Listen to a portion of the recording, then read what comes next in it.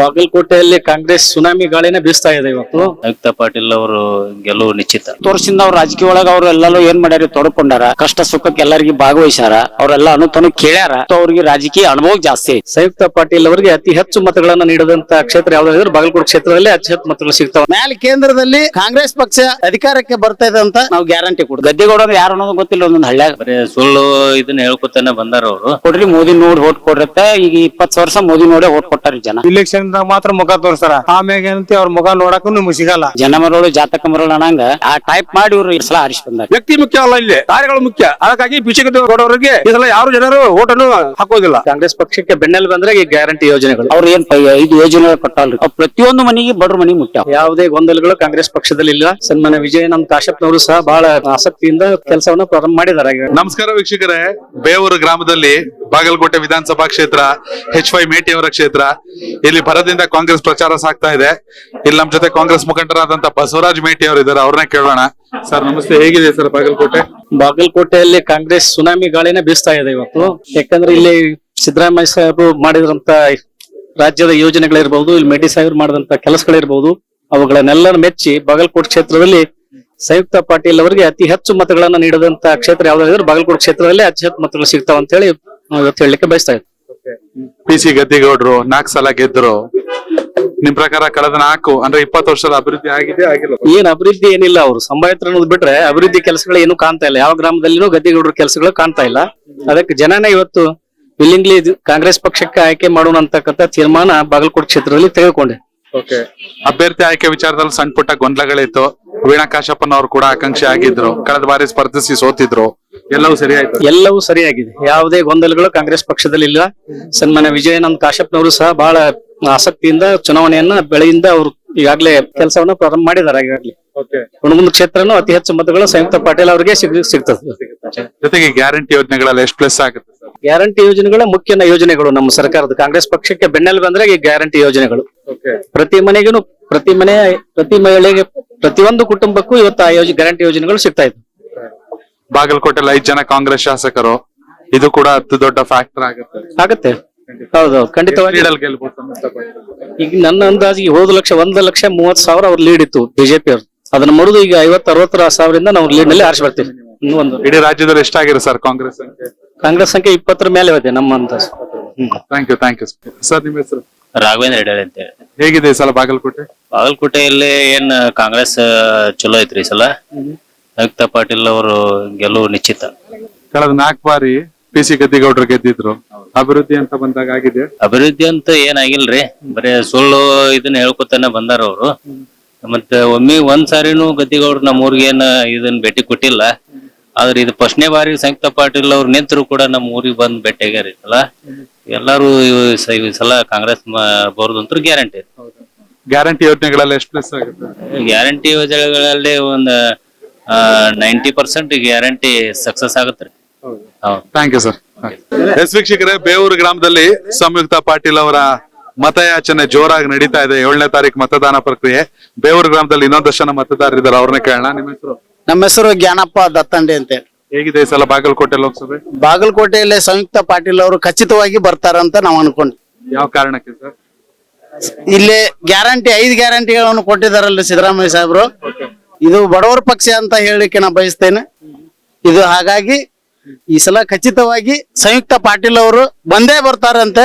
ಮ್ಯಾಲ ಕೇಂದ್ರದಲ್ಲಿ ಕಾಂಗ್ರೆಸ್ ಪಕ್ಷ ಅಧಿಕಾರಕ್ಕೆ ಬರ್ತಾ ಇದೆ ಅಂತ ನಾವು ಗ್ಯಾರಂಟಿ ಕೊಡ್ತೀವಿ.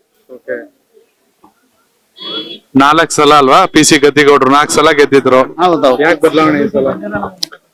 ಈ ಸಲ ಬದಲಾವಣೆ ಆಗುತ್ತೆ ಸರ್. ಈ ಸಲ ಗ್ಯಾರಂಟಿ. PC ಗದ್ದಿಗೌಡರು ನಿಮ್ಮ ಊರಿಗೆ ಬಂದಿಲ್ಲ? ಅವ್ರು ಬಂದಿಲ್ಲ ಸರ್, ಇನ್ನೂ ಬಂದಿಲ್ಲ.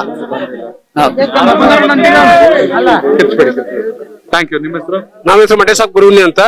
ಹೇಗಿದೆ ಸರ್ ಬಾಗಲಕೋಟೆ? ಈ ಸಲ ಬಾಗಲಕೋಟೆ ಮತಕ್ಷೇತ್ರದಲ್ಲಿ ಲೋಕಸಭಾ ಚುನಾವಣೆ ಅಂತ ಸಂಯುಕ್ತ ಪಾಟೀಲ್ ಮೇಡಮ್ ಅವರು ಖಚಿತವಾಗಿ 100ಕ್ಕೆ 100 ಆಶೆ ಬರ್ತಾರ. ಕೇಂದ್ರ ಸರ್ಕಾರದಲ್ಲಿ ಕಾಂಗ್ರೆಸ್ ಪಕ್ಷ ಅಧಿಕಾರಕ್ಕೆ ಬಂದೇ ಬರುತ್ತೆ. 5 ಗ್ಯಾರಂಟಿಗಳನ್ನು ಈಡೇರಿಸುತ್ತೇವೆ. ಕರ್ನಾಟಕ ರಾಜ್ಯದಲ್ಲಿ ಸಿದ್ದರಾಮಯ್ಯ ಸರ್ಕಾರ ಹೇಗೆ 5 ಗ್ಯಾರಂಟಿಗಳನ್ನು ಪೂರೈಸಿದೆ, ಅದೇ ರೀತಿ ಕೇಂದ್ರ ಸರ್ಕಾರದಲ್ಲಿಯೂ ಕೂಡ 5 ಗ್ಯಾರಂಟಿಗಳನ್ನು ಪೂರೈಸಿ ಬಡವರ ಏಳಿಗೆಗಾಗಿ ಮತ್ತು ಶ್ರಮಿಕರ ಉದ್ಧಾರಕ್ಕಾಗಿ, ಸಂವಿಧಾನ ರಕ್ಷಣೆಗಾಗಿ ಈ ಸರ್ಕಾರವನ್ನು ದೇಶಾದ್ಯಂತ ಕಾಂಗ್ರೆಸ್ ಪಕ್ಷಕ್ಕೆ ಬೆಂಬಲ ನೀಡಿ ಜನರು ಅಭೂತಪೂರ್ವವಾಗಿ ಆಶೆ ತರ್ತಾರೆ. 4 ಸಲ ಗೆದ್ದಿರು ಪಿ ಸಿ ಗೌಡ್ರು ಏನು ಕೆಲಸ ಮಾಡಿಲ್ಲ. ಅವರು ಕೇವಲ ಮೋದಿ ಹೆಸರು ಹೇಳುತ್ತಾ ಬಂದಿದ್ದಾರೆ ಹೊರತು ವ್ಯಕ್ತಿ ಮುಖ್ಯ ಅಲ್ಲ, ಇಲ್ಲಿ ಕಾರ್ಯಗಳು ಮುಖ್ಯ. ಅದಕ್ಕಾಗಿ ಪಿಸಿ ಗೌಡವರಿಗೆ ಈ ಸಲ ಯಾರು ಜನರು ಓಟನ್ನು ಹಾಕೋದಿಲ್ಲ. ಹೀಗಾಗಿ ಎಷ್ಟು ಲೀಡಲ್ಲಿ ಗೆಲ್ತಾರೆ ಸಂಯುಕ್ತ ಪಾಟೀಲ್ ಅವರು? ಸಂಯುಕ್ತ ಪಾಟೀಲ್ ಅವರು ಕನಿಷ್ಠ ಒಂದು 1,70,000 ಮತಗಳಿಂದ ಅಂತರಿಂದ ಗೆಲ್ತಾರೆ. ವೀಣಾ ಕಾಶಪ್ಪನವರು ಪ್ರಚಾರ ಮಾಡ್ತಾರ. ಹಾ, ಅವರು ಸಹಕಾರ ಕೊಟ್ಟಿದ್ದಾರೆ. ಅವರು ಮುಂದಿನ ರೂವಾರಿಯಾಗಿ ಕಾರ್ಯವನ್ನು ಮಾಡುತ್ತಿದ್ದಾರೆ. Thank you sir. ಎಸ್ ವೀಕ್ಷಕರೇ, ಬಾಗಲಕೋಟೆ ಬೆನಕಟ್ಟಿ ಗ್ರಾಮದಲ್ಲಿದ್ದೀವಿ. ಇಲ್ಲಿಯ ಜನ ಏನ್ ಹೇಳ್ತಾರೆ ಕೇಳೋಣ. ಸರ್, ನಿಮ್ಮ ಹೆಸರು? ನನ್ನ ಹೆಸರ ಬಸವರಾಜ್ ಹೂಲಿಗಿರಿ. ಹೇಗಿದೆ ಈ ಸಲ ಬಾಗಲಕೋಟೆ ಲೋಕಸಭೆ? ಬಾಗಲಕೋಟೆ ಲೋಕಸಭೆಯಲ್ಲಿ ನಮ್ಗ ಕಾಂಗ್ರೆಸ್ ಒಳ್ಳೆ ಮೆಜಾರಿಟಿ ಐತಿ ಇವಾಗ. ಯಾವ ಕಾರಣಕ್ಕೆ? ಯಾವ ಕಾರಣಕ್ಕೆ ಅಂತಂದ್ರ ಇವರು ಯೋಜನೆಗಳು ಏನು ಕೊಟ್ಟಿದಾರಲ್ಲ ಜನರಿಗೆ, ಅದು ಎಲ್ಲಾ ಜನರಿಗೆ ತಲುಪಿದೆ, ತೃಪ್ತಿ ಆಗಿದೆ. ಹೀಗಾಗಿ ಗ್ಯಾರಂಟಿ ಯೋಜನೆಗಳು ಪ್ಲಸ್ ಆಗುತ್ತೆ ಅಂತ. ಹೌದು. ಪಿ ಸಿ ಗದ್ದಿಗೌಡರು 4 ಸಲ ಗೆಲ್ಸೋರು ಇಲ್ಲಿ ಜನ. ಅವ್ರೇನು ಉಪಯೋಗ ಇಲ್ಲ, ಅವ್ರು ಎದಕ್ಕೂ ಬಂದೇ ಇಲ್ಲ. ಇಲೆಕ್ಷನ್ ಮಾತ್ರ ಮುಖ ತೋರಿಸ್ತಾರ, ಆಮ್ಯಾಗ ಏನಂತ ಅವ್ರ ಮುಖ ನೋಡಕ್ಕೂ ನಿಮ್ಗೆ ಸಿಗಲ್ಲ. ಹಾ, ಹೀಗಾಗಿ ಈ ಸಲ ಪಿ ಸಿ ಗದ್ದಿಗೌಡರು ಗೆಲ್ಲಲ್ಲ. ಯಾವ ಕಾರಣಕ್ಕೆ? ಗೆಲ್ಲಲ್ಲ. ವೀಣಾ ಕಾಶಪ್ಪನವರು ಒಂಚೂರು ಬೇಸರ ಆದಂಗಿತ್ತು, ಸರಿ ಆಯ್ತಾ? ಎಲ್ಲ ಸರಿಯಾಗಿದೆ, ಸರಿಯಾಗಿದೆ. ಎಷ್ಟು ಲೀಡಲ್ಲಿ ಗೆಲ್ತಾರಂಗೆ ಸಂಯುಕ್ತ ಪಾಟೀಲ್? ಸಂಯುಕ್ತ ಪಾಟೀಲ್ ಅವರು ಒಂದು 2 ಲಕ್ಷ ಲೀಡ್ ನಲ್ಲಿ ಬರ್ತಾರ. Thank you. ನಿಮ್ಮ ಹೆಸರು? ಏನ್ ಮಾಡ್ತೀರಿ? ಏನ್ ಒಕ್ಕಲ್ತನ ಮಾಡ್ತೀವಿ. ಒಕ್ಕಲ್ತನ ಮಾಡ್ತೀರಿ. ಹೇಗಿದೆ ಈ ಸಲ ಬಾಗಲಕೋಟೆ? ಬಿಜೆಪಿ ಗೆಲ್ಲುತ್ತೆ, ಕಾಂಗ್ರೆಸ್ ಗೆಲ್ಲುತ್ತೆ ಅನ್ಸುತ್ತೆ? ಕಾಂಗ್ರೆಸ್ ಗೆಲ್ಲತ್ರಿ. ಯಾವ ಕಾರಣಕ್ಕೆ ಸರ್? ಏನ್ ಒಳ್ಳೆ ಕೆಲಸ ಮಾಡಿದ್ರಿ, ಅವ್ರ ಸುಮ್ಮನೆ ಗೆಲ್ತತ್ರಿ. ಮತ್ತೆ ಒಳ್ಳೆ ಕೆಲಸ ಮಾಡ್ತಿದ್ದಾರೆ ಅಂದ್ರೆ ರಾಜ್ಯ ಸರ್ಕಾರ ಒಳ್ಳೆ ಕೆಲಸ ಮಾಡ್ತಿದೆ, ಅದು ಇಲ್ಲಿ ಸಂಯುಕ್ತ ಪಾಟೀಲ್ ಕೆಲಸ ಆಗುತ್ತೆ. ಹಾ, ಆಕತ್ರಿ. ಗ್ಯಾರಂಟಿ ಯೋಜನೆಗಳೆಲ್ಲ ತಲುಪ್ತಿದೆಯಾ? ಎಲ್ಲರಿಗೂ ತಲುಪ್ಯಾವ್ರಿ. ಅದು ಕೆಲಸ ಆಗುತ್ತೆ. 4 ಸಲ ಗೆದ್ದಿರುವಂತ ಗದ್ದಿಗೌಡ್ರು ಏನ್ ಮಾಡಿಲ್ಲ? ಏನು ಮಾಡಿ ಬಂದೇ ಇಲ್ರಿ ಅವ್ರು. ಒಳ್ಳೆ ಕಡೆ ಈ ಕಡೆ ಬಂದಿಲ್ಲ. ಮತ ಕೇಳುವಾಗ್ಲೂ ಬಂದಿಲ್ಲ. ಹೋದ್ ಸಲ ಎಲ್ಲಿ ಬಂದಿಲ್ರಿ ಅವ್. ಹಂಗೆ ಇವೆಲ್ಲ ಮೋದಿ ಅವ್ರು ಬಂದಾಗ ಅಟ್ಟ ಬರ್ತಾರ್ರಿ ಅವ್ರು. ಉಳ್ಕಿ ಟೈಮ್ ಬರಲ್ರಿ.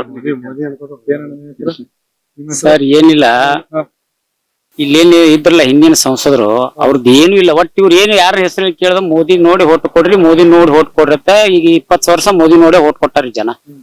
ಏನಾಗ್ಯಾರಿ, ಮರಳಾಗ್ಯಾರ. ಜನ ಮರಳು ಜಾತಕ ಮರಳು ಅನ್ನಂಗ ಆ ಟೈಪ್ ಮಾಡಿ ಇವ್ರು 2 ಸಲ ಆರಿಸಿ ಬಂದಾರಿ. ಇವ್ರಿಂದ ಏನು ಕೆಲಸ ಇಲ್ಲ. ನಾವು ಕೊಟ್ಟಂತ GST ಹಣನು ನಮ್ಗೆ ವಾಪಸ್ ಕೊಡಕ್ತಿಲ್ಲ. ಮತ್ತು ಈ ಕಾಂಗ್ರೆಸ್ ಯೋಜನೆಗಳು ಕೆಳಮಟ್ಟ ಹಿಡ್ಕೊಂಡು ಮಧ್ಯಮದ ವರ್ಗ ತನನು ಅವ್ರು ಏನ್ ಪಂಚ ಏನು 5 ಯೋಜನೆಗಳು ಕೊಟ್ಟಲ್ರಿ ಕಾಂಗ್ರೆಸ್ ಅವರು. ಅವ್ ಪ್ರತಿಯೊಂದು ಮನೆಗೆ ಬಡ್ರ ಮನೆಗೆ ಮುಟ್ಟಾವ್. ಹಿಂಗಾಗಿ ಈ ಸಲ ಗ್ಯಾರಂಟಿ ಕಾಂಗ್ರೆಸ್ ಸಂಯುಕ್ತ ಪಾಟೀಲ್ ಆರ್ಸೆ ಬರ್ತಾರೆ. ಹೇಗೆ ಅನ್ಸುತ್ತೆ ಅಭ್ಯರ್ಥಿ ಬಗ್ಗೆ? ಶಿವಾನಂದ ಪಾಟೀಲ್ ಅವ್ರ ಮಗಳು? ಶಿವಾನಂದ ಪಾಟೀಲ್ ಅವ್ರ ಮಗಳು ಈಗಾಗಲ್ರಿ 10 ವರ್ಷದಿಂದ ಅವ್ರ ರಾಜಕೀಯ ಒಳಗ ಅವ್ರು ಎಲ್ಲರೂ ಏನ್ ಮಾಡ್ಯಾರ, ತೊಡ್ಕೊಂಡಾರ. ಕಷ್ಟ ಸುಖಕ್ಕೆ ಎಲ್ಲರಿಗೂ ಭಾಗವಹಿಸ್ಯಾರ. ಅವ್ರೆಲ್ಲ ಅನುತನು ಕೇಳ್ಯಾರ.